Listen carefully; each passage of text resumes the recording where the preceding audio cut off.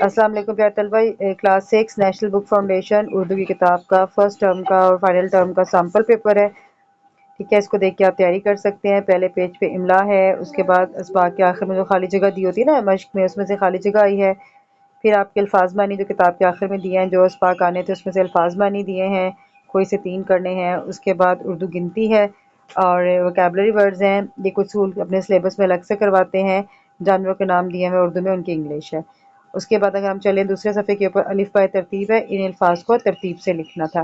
الف سے جو شروع ہوتے ہیں پہلے لکھنے ہیں، جو بے سے شروع ہوتے ہیں، اور جن ان سب الفاظ کا الف سے تھا تو ان کا سیکنڈ والا الفابیٹ دیکھنا تھا. اس کے بعد 2 جملے آئے ہیں. پھر گرامر پورشن ہے، مرکب مفرد ادات بنانے والا. یہ مفرد ہے، منفرد نہیں ہے. ٹھیک ہے، مفرد. اس کے بعد آپ کے پاس حروف سکتہ اور ختمہ ہے، ڈیش لگانی ہے، یہاں پہ کوماز لگانے ہیں، کوسچن مارک لگانا ہے. ٹھیک ہے، اس کے بعد ہے ہمارے پاس واحد لکھنا ہے، مذکر مونس لکھنا ہے، سب نکرہ سب معرفہ. اس پیج کے اوپر کتاب ایکسرسائز میں دیے ہوئے سارے جتنے بھی گرامر کا پورشن تھا وہ کمپلیٹ کیا ہے. اس لیے سب بچے گرامر اچھی طرح کیا کریں. جو بچہ گرامر بہت اچھی طرح کرتا ہے نا، اس کا میجورٹی پیپر ہو جاتا ہے، زیادہ پیپر آپ کا گرامر میں سے ہی آتا ہے. تو جو بھی مشقی سوالات کے آخر میں گرامر دی ہوتی ہے اس کو اچھی طرح یاد کر کے آیا کریں. اگر آپ نے پورے نمبر لینے ہیں اردو میں، پورے بھی آ سکتے ہیں. اچھا، یہ اس کا سبجیکٹو پارٹ ہے، جسے ایسا موضوعی کہتے ہیں. اس میں پہلے تشریح دی گئی ہے، جو بھی شعر کی تشریح آنی تھی آپ کے پاس. میں بھی پاکستان ہوں آنا تھا. 3 سوالوں کے جواب کرنے ہیں. تو جب سارے بچے سوال جواب یاد کر کے آ جاتے ہیں، حالانکہ وہ کم ہی 6 نمبر کے صرف آتے ہیں. تو آپ گرامر زیادہ کیا کریں، یہ سوال جواب بھی کیا کریں، لیکن اس پہ اتنا ٹائم نہ لگایا کریں. اس کے بعد ہے کمپریہنشن دی ہوئی تھی، اس کو ریڈ کر کے اس میں سے سوالوں کے جواب دینے ہیں. اور سوالوں کے جواب آپ کو شیٹ پہ دینے ہوتے ہیں، یعنی نشان نہیں لگانے ہوتے. نیچے پر 7 نظم کا خلاصہ دیا ہوا ہے 6 نمبر کا، یہ بھی بچوں نے تیاری کی ہوئی تھی.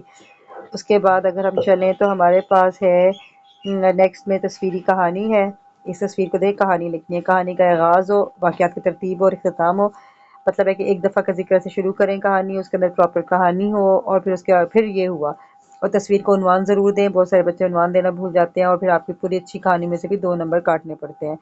اس کے بعد آپ کے سلیبس میں مکالمہ ہے، 6 کلاس کے سلیبس میں دیا ہوا ہے.